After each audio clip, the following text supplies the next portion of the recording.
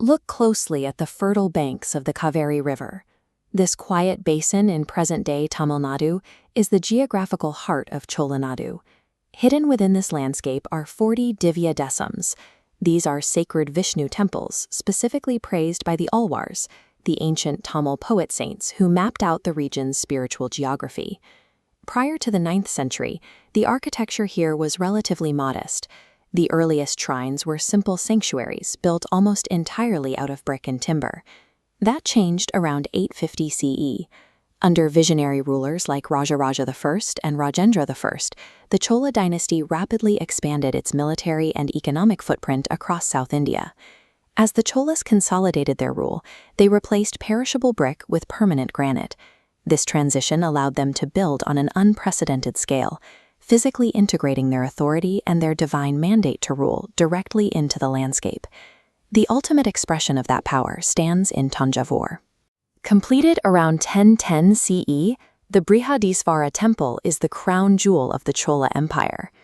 This chart compares typical pre-Chola brick shrines to Brihadisvara's defining feature, its vimana, or central temple tower.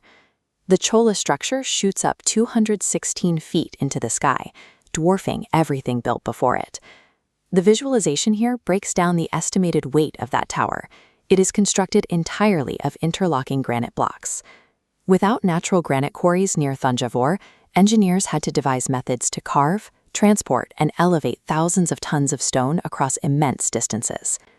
Beyond their structural function, these granite surfaces served as a vast canvas. Carvers covered the walls with intricate reliefs, turning the stone into a detailed physical record of Hindu epics. The Cholas were deeply devoted to Lord Shiva. Their artisans captured his multifaceted nature in forms like Nataraja, the Lord of Dance, illustrating the eternal cycles of creation and destruction. The Brihadisvara temple successfully executed monumental stone engineering on a massive scale never before seen anywhere in the region. By building it, the Chola dynasty provided physical proof of their regional dominance, backed by technological and artistic mastery.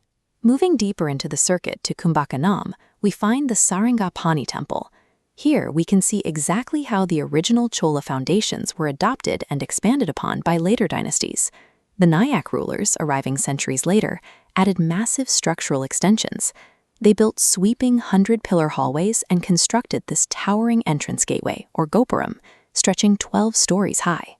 If you walk past those massive pillars and step through the towering gateways, you eventually reach the innermost courtyard. The central sanctum itself is carved to look like a literal, life-size stone chariot, completely detailed with massive stone wheels and animals frozen in the act of pulling it forward. This diagram reveals the chariot's underlying astronomical engineering. It features dual entrances. One is kept open strictly during the Uttarayan period, the 6 months when the sun travels north, and the other is used solely during the Dakshinayan period, when the sun moves south. The intricate layout of the Sarantakani temple shows how the original Dravidian style initiated by the Cholas didn't freeze in time. It served as a living blueprint, constantly absorbing increasingly complex astronomical and artistic features over hundreds of years. This distinct architectural language didn't remain confined to the borders of Tamil Nadu.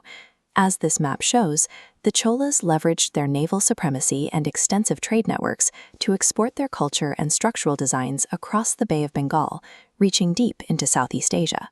You can see the direct architectural inspiration in distant monuments built centuries later, like the distinct tiered central towers found in the ruins of Angkor Wat in Cambodia.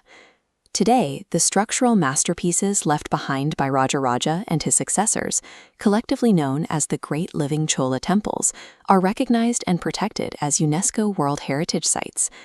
Maintaining 1,000-year-old granite buildings presents intense conservation challenges, requiring constant work to protect the structural integrity and the delicate stone carvings from modern weathering. But unlike Angkor Wat or other ancient ruins, the Chola temples are fully active. They are living monuments, filled daily with modern pilgrims, priests, and the exact same rituals that took place a millennia ago. A journey through the Chola Nadu Divya Desams connects modern pilgrims to a living Tamil civilization, one where 1,000 years of history is still practiced daily. Subscribe for more historic and spiritual content.